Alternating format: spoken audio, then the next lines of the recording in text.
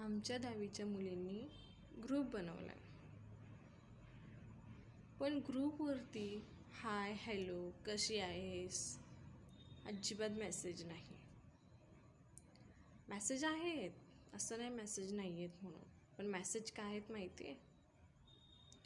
ए तू कोण आहेस, मी नाही तुला ओळखलं.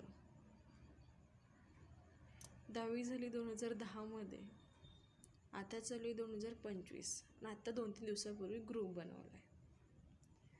तर 15 वर्षात चक्क पोरी विसरल्या आहेत की कोण आहे. डायरेक्ट विचारत अगदी तू कोण आहेस.